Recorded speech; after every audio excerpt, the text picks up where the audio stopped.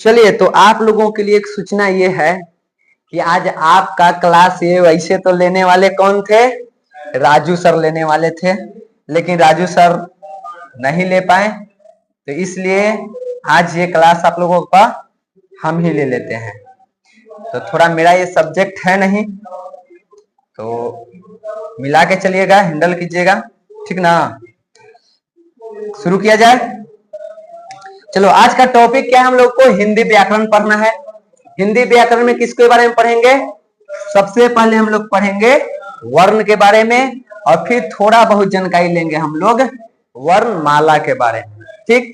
इससे आपको एग्जाम में हिंदी व्याकरण से क्वेश्चन आएगा, तो आप इसको ध्यान में रखिएगा।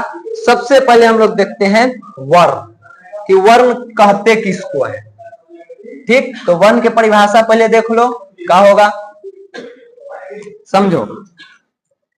भाषा की सबसे छोटी इकाई जिसे और विभाजित नहीं किया जा सकता है, वर्ण कहलाती है। यानी हम लोग जो बोलते हैं तो उसमें क्या करते हैं, शब्दों को जोड़ के एक वाक्य बनाते हैं, ठीक। पहले हम लोग यहाँ पे वाक्य बना करके बोल रहे हैं, लेकिन इन शब्दों को जोड़ने में कई सारे वर्णों का हम प्रयोग किए हैं। वर्ण के जोड़ के क्या बनाए, शब्द, और शब्द से जोड़ के वाक्य बनाए हैं। तो हम जो भी बोल रहे हैं वाक्य में बोलते हैं, लेकिन उसका अंतिम रूप क्या है, वर्ण। लेकिन वर्ण में भी दो तरह के वर्ण होता है, ठीक। तो वर्ण जो है वो भाषा के सबसे छोटी इकाई होता है, यानी उससे छोटा वो नहीं हो सकता है, उसी को हम लोग क्या कहते हैं, वर्ण कहते हैं। उसके बाद दूसरे शब्दों में हम कहें तो ये कह सकते हैं कि भाषा की सबसे छोटी इकाई जो होता है उसी को हम क्या कहेंगे, वर्ण। यानी जो एकदम छोटा है, उससे छोटा उसको हम नहीं कर सकते हैं। और आप लोग बोल सकते हैं, दिक्कत ना है, अगर जहां पता है, खाली हल्ला नहीं करना है, जैसे रोज क्लास में आते हैं वैसे ही, ठीक। जैसे देखो अ है, इसको और छोटा क्या करेगा, कुछ नहीं कर सकते हैं। प है, इसको कहेगा कि हम छोटा करेंगे, इसका छोटा इसे कर सकता है, प हलंत लगा दो, प्लस कर दो, अ कर दो, ये कर सकता है। लेकिन ये पूरा ही ये जो प है ये वर्ण ही है, ठीक। जब वर्ण के हम पढ़ेंगे तो यहाँ देखेंगे स्वर्ण और व्यंजन वर्ण, तो वहां पे इसका मतलब हम समझेंगे, लेकिन यहाँ पे ये भी वर्ण है, ये भी वर्ण है। ए, ल, क, ई, ये सभी के सभी क्या है, वर्ण है। फिर वर्णों के अलग अलग प्रकार हैं। अब कोई भी तुमको चीज पढ़ना होगा तो इन्हीं वर्णों के प्रयोग से ही हम उसको शब्द का निर्माण करेंगे, और फिर शब्द को मिला करके हम वाक्य बनाते हैं। तो अगर परिभाषा पूछा जाए तो बताना कि भाषा के सबसे छोटी इकाई को हम वर्ण कहते हैं। एक लाइन में इतना ही है, डेफिनेशन लिखना है तो इतना तुम लिख सकता है। अब पूछा जाए कि वर्ण के कितने भेद होते हैं, तो वर्ण के भेद कितने हैं, दो होते हैं, ठीक। मुख्य रूप से इसको हम दो भाग में बांटते हैं हिंदी व्याकरण में। कौन कौन, स्वर वर्ण और व्यंजन वर्ण। अंग्रेजी में इसको हम लोग वॉवेल कहते हैं, इसको कॉन्सोनेंट कहते हैं, ठीक। लेकिन वो इंग्लिश ग्रामर में अलग चीज है, यहाँ पे हम लोगों को हिंदी ग्रामर देखना है, हिंदी व्याकरण। संस्कृत में कुछ अलग होता है, अंग्रेजी में अलग होता है, हिंदी में अलग होता है। संस्कृत और हिंदी में थोड़ा सा का फर्क होता है इन सब चीजों में, नहीं तो एक ही जैसा होता है। तो हम लोग जो पूरा देखेंगे वो हिंदी के आधार पे देखेंगे, ठीक। अब आएगा कि जब स्वर वर्ण और व्यंजन वर्ण है तो दिमाग में सवाल आएगा कि स्वर वर्ण हम कहते किसको है। तो यहाँ पे परिभाषा लिखा दिया गया है कि वह वर्ण जो बिना किसी अन्य वर्ण के या बिना अन्य किसी ध्वनि के उच्चारण किया जा सकता है। यानी ऐसा कहो कि वैसे वर्ण जिनके उच्चारण में किसी दूसरे वर्ण का हम प्रयोग नहीं करते हैं, जो स्वतंत्र रूप से होता है, यानी अकेले ही जिसका उच्चारण हो जाए, उसी को हम क्या कहते हैं, स्वर वर्ण कहते हैं। समझ गए? एग्जाम्पल समझो, जैसे अ बोले तो अ में कौची है, जो है सो है, उसमें और क्या दूसरा कोई वर्ण आ रहा है, लेकिन एक शब्द हम एक वर्ण और दे रहे हैं। जरा इसको बोलो तो, अब जब क बोलो देर तक बोलना, क क्या क्या मात्रा आ गया, तो बोलना कहां से शुरू किया था, क से, पहुंच कहां गया, अप। यानी कि यहां से एक बात तो पता चल रहा है कि जब इस क वर्ण का हम उच्चारण कर रहे हैं तो इनमें दो वर्ण आ रहा है, एक तो खाली क इतने हैं, एगो अ है। जब अ मिलता है तो दोनों को क्या कहते हैं, क कहते हैं। लेकिन स्वर वर्ण में क्या होता है, हम किसी का प्रयोग नहीं करते हैं, वो अकेले रहता है, उसके साथ और कोई नहीं आता है। क ख ग घ अंग सब बोलेंगे तो सम में अ के मात्रा आ रहा है, लेकिन इसमें कोई नहीं है। अ बोलो जखनी ले बोलेगा ये रहेगा, आ को जब तक बोलो ये आए रहेगा, ई को जब तक बोलो ये रहेगा। इसके साथ और कोई दूसरा नहीं आया है, इसके साथ आया हुआ है कौन है, एक क है और एक अ है, ये दो मिल के बना है, ठीक। और ये वाला क्या है, अकेले है, इसको और टुकड़ा खंड कुछ नहीं किया जा सकता है। परिभाषा पूछे तो वैसे वर्ण जो स्वतंत्र रूप से उच्चारित होता है, यानी जिसके उच्चारण में किसी दूसरे वर्ण का प्रयोग हम नहीं करते हैं, उसे क्या कहते हैं, स्वर वर्ण कहते हैं, जो कि यहां से लेके यहां तक है। इसके अलावे भी है, इसमें अभी तुमको 11 गो लिखा गया होगा, 1 2 3 4 5 6 7 8 9 10 11, ठीक। तो 11 गो है। हिंदी व्याकरण में यही 11 होता है, लेकिन संस्कृत में जाएगा ना तो इसमें 2 और जोड़ लो। एक होता है री, इसका उपयोग बहुत कम होता है, और री जानता होगा अब तक कि एक होता है, लेकिन री 2 होता है। एक तो ये री तुमको हो गया, ये छोटी री है, एक और री होता है, ऐसे करके लिखाता है वो, ये बड़ी री है और ये छोटी री है, ये वाला छोटी री है और ये वाला बड़ी री है। तो टोटल कितने हो जाएंगे, 13। हिंदी व्याकरण में पूछा जाए तो कितना है, पूछे कि हिंदी व्याकरण में कि स्वर वर्ण कितने हैं, तो 11 बताना। 11 कौन कौन, अ से लेके अ तक, अन अ को नहीं रखते हैं, वो अनुस्वार में आएगा, ठीक ना, अभी सर्ग में आ जाएगा, वो अलग है। कहां तक होता है, अ से अ तक, लाइन से एकदम पढ़ते जाओ, अ आ ई उ री ए ओ औ, ये 11 आपके स्वर वर्ण है हिंदी व्याकरण में। संस्कृत जब पढ़ेंगे तो वहां पे आपको 13 मिलेगा, 13 में बता दिए कि 2 और कौन होता है, ठीक। अब स्वर वर्ण भी 2 प्रकार के हैं, एक होता है ह्रस्व स्वर, एक होता है दीर्घ स्वर। ह्रस्व स्वर वो होता है जिसको बोलने में हम कम समय लेते हैं, जैसे हम अ बोले कम समय लगेगा, लेकिन आ बोलो तो आ बोलने में हमको ज्यादा समय लगेगा। ये भी ई है, ये भी ई है, इसको हम कम समय में उच्चारित करते हैं, ई। इसको बोलेंगे तो ई। समझ में आ रहा है अंतर स्वर में, ह्रस्व में और दीर्घ में? आगे डेफिनेशन के साथ देख लो। देखो ह्रस्व स्वर कैसे इसका होता है, डेफिनेशन देखो और उच्चारण देखो। ह्रस्व स्वर जिन स्वरों का उच्चारण कम समय में होता है, यानी जिसके उच्चारण में कम समय लगता है, उसे हम क्या कहते हैं, ह्रस्व स्वर कहते हैं। जैसे अ ई उ री ली, ये सब क्या चीज है, ह्रस्व स्वर। ऐसे यहाँ पे अगर देखा जाए तो हिंदी व्याकरण के अनुसार ये चीज नहीं होना चाहिए, क्योंकि इसको हम कहाँ पढ़ते हैं, इसको कहाँ पढ़ते हैं हम लोग, संस्कृत में। लेकिन है तो याद रखना कि ये भी होता है। समझ में आ गया कि होना चाहिए इतना ही तुमको ह्रस्व में, लेकिन संस्कृत से देखा जाए तो ये भी होता है, तो इसको भी रखेंगे, और हिंदी में आ जाए तो इसको हटा देंगे। समझ गए? तो ये हो गया, इन सभी के उच्चारण में कम समय लगता है। अब आओ यहाँ नीचे दीर्घ स्वर, वैसा स्वर जिनके उच्चारण में इसकी तुलना में ज्यादा समय लगे। जैसे अ बोले या आ बोले, दोनों में फर्क होता है, अ आ ऐसे होना चाहिए। एक हम अगर ई वाली ई बोल रहे हैं, इसको ह्रस्व ई कहते हैं, इसको दीर्घ ई कहते हैं। लइकाई में अगर बचपन में पढ़े होंगे अपैया, तब पढ़ते थे अपैया, हर्षई दीर्घई, ऐसे पढ़े हैं। तो हर्षई नहीं होता है, ह्रस्वई होता है, ठीक। और दीर्घई वो इसीलिए बोलते थे ताकि हम वहां पे फर्क कर पाए। हर्षई में कम समय, ई, यहाँ पे ई, उ री, री वाला तो यहाँ पढ़ना ही नहीं है। ओ ये सब ज्यादा समय लेता है। समझ में आया ये चीजें, क्लियर हुआ कहाँ होता है, ठीक। जैसे इसको उदाहरण में पढ़ना हो, एक हम लिख दें तुमको, ये दोनों शब्द तू लोग जानता है।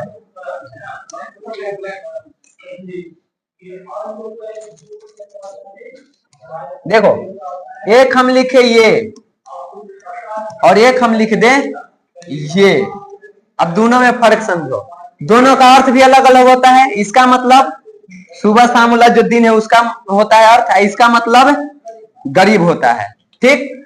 ए लड़की शांति भाई, अब यहाँ देखो, इन दोनों के उच्चारण से ही पता चल जाएगा ना, क्योंकि हम लोग शुद्ध हिंदी भी नहीं बोलते हैं, हम लोग को लगता है कि हमें हिंदी आती है, लेकिन असल में देखो रियलिटी में तो हम लोगों को शुद्ध हिंदी नहीं आती है। हमको ये दिन बोलना हो या ये दिन बोलना हो बोलते हैं दिन, जबकि अगर शुद्ध हिंदी बोलने वाला अगर तू है तो यहां बोलेंगे दिन, यहाँ बोलेंगे दीन।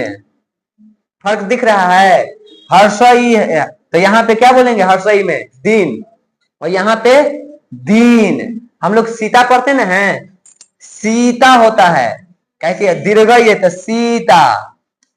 ठीक, एक पढ़ते हैं हम लोग उल्लू, उल्लू। ऊनो पढ़ना रहता तो उसी पढ़ लेते हैं, उल्लू ऊन। ये उल्लू तो ठीक पढ़ा, ये ऊन है, इसको में हम समय क्या करेंगे? ज्यादा देंगे, तो ऊन। आई में उल्लू। समझ में आ गया? सबसे बेहतर यहां समझ गया कि एक दिन है और एक दीन है। समझ में आया ये हस्व और दीर्घ। अब आ जाए व्यंजन वर्ण, क्योंकि वर्ण का दूसरा भाग कौन है? व्यंजन। हम लोग पढ़े कि वर्ण के दो प्रकार, स्वर वर्ण और व्यंजन वर्ण। और स्वर वर्ण के भी फिर दो प्रकार, एक था हस्व और एक दीर्घ, पढ़ लिए। अब व्यंजन वर्ण पर आते हैं। तो व्यंजन वर्ण में देखो, वे वर्ण जिनका उच्चारण किसी अन्य वर्णों की सहायता लेकर की जाती है उसे व्यंजन वर्ण कहते हैं। जैसे अभी पीछे हम तुमको बता दें कि क बोलना है तो क में अ के मात्रा जुड़ा हुआ है, अ के हम सहायता लेकर के तभी हम क को ठीक से उच्चारण कर पा रहे, नहीं तो तू क नहीं बोल पाएगा। बिना अ के मात्रा ले हुए तू क को सही तरीके से नहीं बोल सकता है। तो यहाँ पे जितना भी इसे उदाहरण में दिया गया है, ये सब में क्या चीज हो रहा है? हम उसका उपयोग कर रहे हैं, किसका? अ के मात्रा के, क ख ग घ च सब जितना करते हैं ना ज्ञ तक है, तो क्या चीज है? वो सभी के सभी व्यंजन वर्ण में हम लोग उसको रखते हैं। ठीक, उसमें किसी एक वर्ण का सहायता लेते हैं, स्वर वर्ण का हम लोग सहायता लेते हैं। मुख्य रूप से सहायता भी किसका लेते हैं? स्वर वर्ण का। एकदम शांति छैले, हम जो ये हिंदी या संस्कृत पढ़ाते हैं तो एकदम शांत हो जाता है। इसका दो ही कारण है, चाहे तो हम खराब पढ़ाते हैं तो सोच रहा हूं कि कैसे इसको टारो, और चाहे तो हम बढ़िया पढ़ाते हैं तो ध्यान से सुन रहा है। दो में से कोई एक बात है। ठीक है? इधर देखो, इतना शांति मत रहो, इतना शांति न रहो ना जिसे लगी क्लास में कोई ना है। इतना हल्ला मत करो कि हमारा आवाज न रिकॉर्ड हो। दोनों के बीच के रास्ता अपनाओ, ठीक ना? Yes sir. चल एक बार पूरा बोलो तो यस सर। Yes sir. दो को तो बोला, अब पूरा गांव में जना दिया, उन्हें सब आदमी ना जुट जाए कि क्या हुआ कोचिंग में। इधर देखो, एकदम नॉर्मल, कोई दिक्कत नहीं है। न तो हम नाचू लगा। व्यंजनों का उच्चारण के आधार पर कई वर्गों में बांटे। देखो, स्वर वर्ण के तो पता है हम कितना भाग में बांटेंगे? दो गो। कौन कौन? ह्रस्व स्वर और दीर्घ स्वर। ठीक, लेकिन व्यंजन वर्ण को हम कई एक भाग में बांटते हैं। अलग अलग क्लास में तो इसका अलग अलग प्रकार पड़ेगा। ऐसे मैट्रिक में जो एग्जाम में हम देखे क्वेश्चन में ये सब, तो उसमें सवाल आया हुआ था कि व्यंजन वर्ण के कितने प्रकार हैं, तो वहां 3 था आंसर में। यानी कि अगर देखा जाए तो अभी तुमको मुख्य रूप से कितना पढ़ना है? यही 3 के बारे में। ठीक, आप पहले ही बताइए कि इसके कई वर्ग हैं, तो हम लोग इस पूरे को जानेंगे, लेकिन मुख्य रूप से यह है एग्जाम में अगर इस सबसे भी आ जाए तो कोई दिक्कत नहीं है। तो कौन कौन है? स्पर्श व्यंजन, कौन गोतनी के खिस्सा करी थे? अंतस्थ व्यंजन, उष्म व्यंजन, संयुक्त व्यंजन। ये थोड़ा सा तुमको लिखा गया है गलत, हिंदी है तो गलत कैसे चलेगा? यहाँ पे अनुनासिक होता है, अनु नहीं, अनुनासिक। ठीक, अनुनासिक व्यंजन, और एक है महाप्राण व्यंजन। ठीक, अब एक एक करके इसको पढ़ते हैं कि कौन क्या है। सबसे पहले देखिए आप लोग स्पर्श व्यंजन को। जिनका उच्चारण मुख्य किसी भाग से टकराने के बाद किया जाता है वे स्पर्श व्यंजन कहलाते हैं। स्पर्श मतलब क्या होता है? हाँ, स्पर्श मतलब होता है छूना, कि हम तुमको स्पर्श करते हैं बउआ, यानी हम तुमको क्या कर रहे हैं? छू रहे हैं। ठीक, तो वैसा कोई भी व्यंजन जिसको हम लोग जब बोल रहे हैं तो मुंह में कहीं ना कहीं उसका टकराव हो रहा है, तो उसको हम क्या बोलते हैं? स्पर्श व्यंजन। और जो बिना टकराए बोले वो स्पर्श व्यंजन आएगा। जिसे हम बोले ह, हमें कहीं टकराव हुआ, क बोलो तो यहाँ वाला दूगो नली सटा एक दूसरे से, क ख ग घ अंग, च में जीभ सट रहा है, देखो तो च छ ज ट ठ ड त थ द प फ ब य र ल ब, ऐसे करके है। ठीक, हर जगह क्या हो रहा है? स्पर्श। तो उन सभी को हम क्या कहेंगे? स्पर्श व्यंजन। कै गो है टोटल? 5 वर्ग में बांटो। एगो पूरा क ख ग घ होला तो उसको क वर्ग कहते हैं, क से लेके अंग तक। ठीक, यहाँ देखो चवर्ग, च से लेके यहाँ तक, टवर्ग, तवर्ग, अपवर्ग, ये सभी किसमें आते हैं? स्पर्श व्यंजन का हिस्सा है। य र ल व नहीं। ठीक, य र ल व कहीं और आएगा, अभी आएगा तुरंत। ये समझ गए? क्लियर? आगे देखो, यहां अंतस्थ व्यंजन किसको कहते हैं? जिनका उच्चारण स्वर और व्यंजन के मध्य होता है उसे हम अंतः व्यंजन कहते हैं। यानी स्वर वर्ण के भी रहे और व्यंजन वर्ण के बीच का रहे, जैसे य, ठीक, र, ल, वही यही 4 याद रखना है। इसमें मुख्य रूप से आता है तुमने के ऑब्जेक्टिव में क्या करना है? अंतस्थ व्यंजन के 4 गो, य र ल व। पूछ देगा कि वह कौन सा व्यंजन है, तो क्या बताएंगे? क्या बताएंगे मियां? अंतस्थ व्यंजन। यह कौन सा व्यंजन है? ठीक, याद दे देगा इनमें से कौन अंतस्थ व्यंजन है। 4 को ऑप्शन दे लेते हैं, इन चारों में से जो ना रहेगा उसको मैं टिक करेंगे, बाकी तुमको कोई लेना देना नहीं है। समझ गए? आगे देखिए, उष्ण व्यंजन, जिनका उच्चारण करते समय मुंह से क्या निकले? हवा। हवा के साथ जब निकलता है तो उस व्यंजन, जैसे बोलो श, श हवा आ रहा है, चेक करो तो ह बोलो तो हवा निकल रहा है, हवा निकल रही है, हवा स्त्रीलिंग है। स, ये सब क्या चीज है? उष्ण व्यंजन है। सबको बोलते समय क्या निकलता है? हवा। उष्ण व्यंजन की संख्या कै गो? 4 गो। क्लियर? अब ये संयुक्त व्यंजन, जब 2 व्यंजन मिलकर एक नया व्यंजन बनाते हैं तो उसको हम लोग क्या कहते हैं? संयुक्त व्यंजन। जैसे छ है, ठीक, जैसे त्र है, और जैसे ज्ञ है। जैसे त को और र को जोड़ के बोलो तो क्या बोलाएगा? क्या बन गया? त्र बन गया। र क्या बना? त्र बना। तो ऐसे करके जब 2 शब्द, 2 वर्ण, 2 व्यंजन वर्ण मिलके एक नया ध्वनि, एक नया वर्ण का निर्माण करते हैं तो उसको हम क्या कहते हैं? संयुक्त व्यंजन। जैसे कि 3 यहां तुमको बताया गया, छ, त्र और ज। यहां तक क्लियर? ठीक है, आगे देखिए जब क्लियर है तब।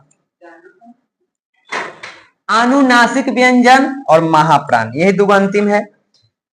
देखो, अनुनासिक वे व्यंजन जिन्हें उच्चारित करते समय नाक से हवा निकलती है।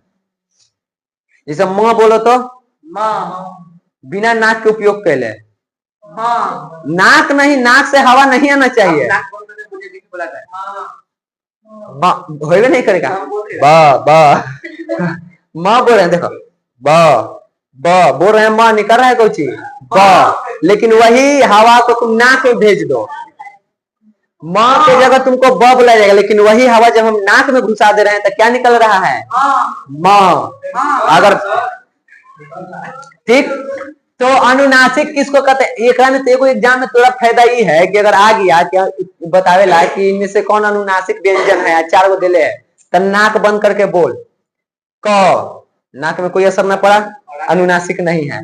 आ गया न, टकरा गया, न हो रहा है, नाक में आ गया तो ना कुछ हो जाएगा, बिना ही नाक से काका कराएगा, बिना ही नाक के ऐसे हवा दे ले, इया बोल के देखा तो नाक में हवा नहीं जाना चाहिए, नाक, फिर नाक ले लिया, जैसे हम बोले ना इसे क ख ग घ, अंग में चल जाएगा रे गधा, हवा क्या दिख रहा है यहाँ? कुछ निकल है अंग, अंग कुछ ही बोला, नाक का यूज नहीं किया जी अंग बोले में। समझ में आ गया? समझ में आया? अनुनासिक किसको कहते हैं? जिसके उच्चारण में हमको नाक से हवा लेना चाहिए। जैसे 5 जो दिया हुआ है ना, इन 5 को बिना नाक के प्रयोग किए हुए आप बोल ही नहीं सकते हैं, उसका उच्चारण ही आप सही तरीके से नहीं कर पाएंगे। ठीक, तो ये हो गया तुमको अनुनासिक, सब हल्का है, कोई भारी ना है। अब है महाप्राण व्यंजन, वह व्यंजन जिनको बोलने में अधिक प्रयत्न करना पड़ता है और बोलते समय मुख से अधिक वायु निकलती है, उन्हें हम महाप्राण कहते हैं। जेका बोले में ज्यादा टाइम लगे, बहुत ज्यादा, जैसे थोड़ा भार कर, जैसे हम तो ख बोल देते हैं, ख बोलो तो कैसे बोलता है? ख बोलता है, ख होता है, ख। अब ख करेगा तो लग रहा है कि यहाँ से अब निकालेगा, ख ऐसा ख होना चाहिए। इसको बोलने में क्या रहा है? हवा भी ज्यादा निकल रही है, टाइम भी हमको ज्यादा लग रहा है, थोड़ा यहाँ पे हमको भार भी देना पड़ रहा है। घ, छ, झ, ठीक, ठ, ठ मतलब हवा भी ढेर, ठ, एगो बोलो ट, एगो बोलो ठ, दोनों में देखो तो ऐसे हाथ करके हवा बराबर निकल रहा है, निकल रही है। ट में कम हवा, ठीक, और ठ बोलो तो ठ, थोड़ा हमको भार भी देना पड़ रहा है मुंह पे, जीभ पे, और हवा भी ज्यादा मात्रा में निकल रही है, तो उसको हम क्या कहेंगे? ऐसा जो भी वर्ड आ जाए, ऐसा कोई भी वर्ण आ जाए, वर्ड नहीं वर्ण, ठीक, वर्ड मतलब शब्द हो जाएगा, वर्ण आ जाए ऐसा अगर कोई भी, तो वो महाप्राण व्यंजन है। ये सब को बोलने में तुमको थोड़ा ज्यादा भार पड़ेगा और हवा ज्यादा निकलेगा, समझ गया? तो ये सभी क्या चीज हैं? ये सब के सब है तुमको महाप्राण व्यंजन। इसको याद करने का एक ट्रिक भी है। सब में देखना पहले, दूसरा, चौथा है, क ख ग घ में के दूसरा नंबर पर के चौथा नंबर, च छ ज में से दूसरा नंबर चौथा नंबर, दूसरा नंबर चौथा, दूसरा चौथा, दूसरा चौथा, ये सब तो अलग है। यहां तक के तुमको याद करने में कोई दिक्कत नहीं, यानी कि क से लेके प तक में दूसरा नंबर पे जे आता है और चौथा नंबर पे जे आता है, वो सब कौची है? महाप्राण व्यंजन है। उसको बोलने में हमको ज्यादा भार पड़ता है और ज्यादा वायु निकलता है, सब दूसरे और चौथे नंबर पर है, सब के सब, ठीक। तो ऐसे भी तो याद रख सकता है कि क से प तक दूसरा और चौथा महाप्राण व्यंजन, समझ गया? क्लियर?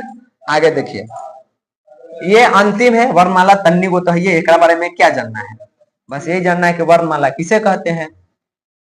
तो वर्णमाला के बारे में आप लोग जान लीजिए, क्लास खत्म होने वाली है। वर्णों के व्यवस्थित समूह को वर्णमाला कहते हैं। जितना भी हम वर्ण पढ़े उसको जब हम एक व्यवस्थित रूप में रख दें, जैसे मान लो हम अभी तो ऐसे लिखे हुए कि ख, र, प, ग, अंग, क, अंग इसे कौन लिखा है हो? अंग, और बाद यहाँ पे हम लिख दें घ। क्या ये व्यवस्थित रूप में है?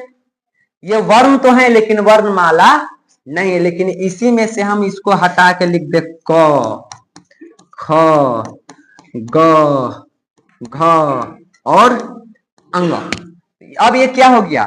ये हो गया तुमको वर्णमाला बन गया, वर्णों का एक माला बन गया। बढ़िया से एकदम सजा के इसको लिख देते, ये क्या हो गया? वर्णमाला। ये सभी वर्ण थे और ये वर्णमाला हो गया, ठीक।